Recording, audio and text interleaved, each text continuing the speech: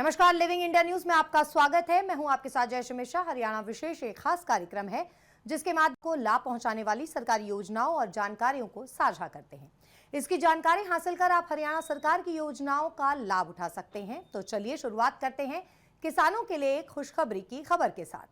हरियाणा सरकार किसानों के लिए तत्परता के साथ काम कर रही है। किसानों को मुआवजा देने के मामले में मुख्यमंत्री मनोहर लाल सबसे आगे हैं। प्रदेश के किसानों को बड़ी राहत देते हुए सीएम ने निर्धारित समय से 15 दिन पहले ही बेमौसमी बरसात और ओलावृष्टि से बर्बाद हुई फसलों का मुआवजा जारी कर दिया है। एक क्लिक के माध्यम से मुआवजा सीधे किसानों के खाते में पहुंच गया।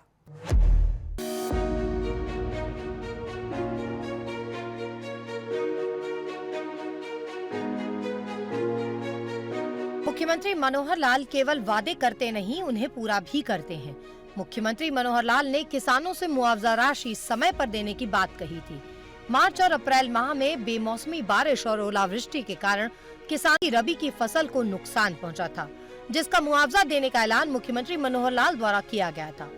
सीएम की ओर से मई महीने में किसानों को पूरा मुआवजा देने का ऐलान किया गया था। हरियाणा में पहली बार इतने कम वक्त में किसानों को मुआवजा जारी किया गया। फसलों के मुआवजे के तौर पर हरियाणा सरकार ने 181 करोड़ रुपए जारी किए हैं। पहली बार डीसी के माध्यम से राशि न भेजकर मुख्यमंत्री मनोहर लाल ने ई क्षतिपूर्ति पोर्टल के माध्यम से एक क्लिक से सीधे 67,758 किसानों के खाते में सीधे राशि भेजी है। मुख्यमंत्री ने कहा कि सरकार ने फसल क्षति का विशेष सर्वेक्षण किया था, स्पेशल गिरदावरी कराई गई थी। इसके अनुसार 18 जिलों में 2,09,000 एकड़ फसल की क्षति दर्ज की गई थी। इनमें से गेहूं, सरसों और तोरिया फसलों के लिए 67,758 किसानों को 181 करोड़ रुपए की राशि जारी की गई है। किसानों को दिलाया था भरोसा। 5 अप्रैल में बेमौसम बारिश और ओलावृष्टि के कारण किसानों को भारी नुकसान उठाना पड़ा था। किसानों की खड़ी फसल पूरी तरह से बर्बाद हो गई थी। हालांकि उस वक्त मुख्यमंत्री मनोहर लाल ने किसानों को आश्वासन दिया था कि सरकार उनके साथ खड़ी है, किसानों को हर संभव मदद की जाएगी और किसानों को जल्द से जल्द मुआवजा राशि दी जाएगी। मुख्यमंत्री ने बर्बाद हुई फसलों की गिरदावरी कराकर 15 जून तक हर हाल में मुआवजा जारी करने का भरोसा किसानों को दिलाया था।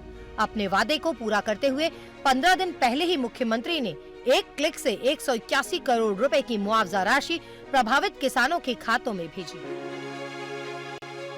मुख्यमंत्री ने ई क्षतिपूर्ति पोर्टल के माध्यम से सीधे किसानों के खातों में मुआवजा राशि को स्थानांतरित किया। 18 जिलों की 2.09 एकड़ में हुई थी फसल खराब। विभिन्न जिलों के उपायुक्त वीडियो कॉन्फ्रेंसिंग के माध्यम से चंडीगढ़ मुख्यालय से जुड़े। मुख्यमंत्री ने कहा, हमने फसल क्षति का विशेष सर्वेक्षण किया था। किसानों ने ई क्षतिपूर्ति पोर्टल के जरिए 16,58,000 एकड़ में फसल खराब होने का दावा करते हुए रजिस्ट्रेशन कराया था। गिरदावरी में पाया गया कि 18 जिलों में 2.09 लाख एकड़ में गेहूं, सरसों और तोरियों की फसल की क्षति हुई है। पहले वर्षों में मिलती थी मुआवजा राशि। सीएम मनोहर लाल ने कहा कि वे दिन गए जब किसान अपना मुआवजा पाने के लिए वर्षों इंतजार करते थे। वर्तमान राज्य सरकार ने ई गवर्नेंस की दिशा में बढ़ते हुए यह सुनिश्चित किया है कि किसानों को समय पर मुआवजा मिले।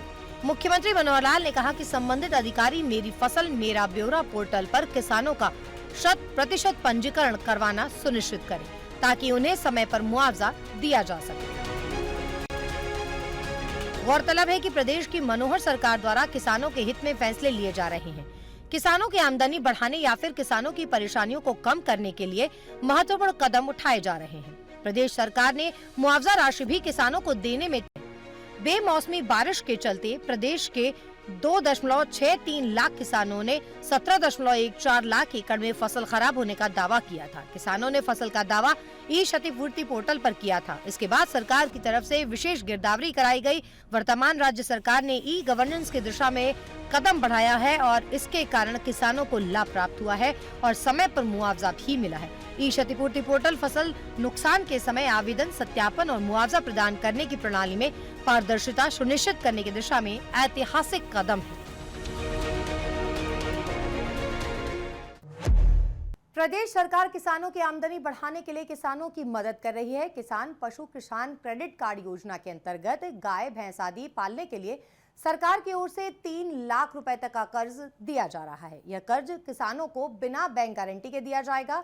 इससे किसानों को अधिक लाभ प्राप्त हो रहा है। किस तरह से किसानों को इस योजना का लाभ मिले, देखिए इस खास रिपोर्ट में।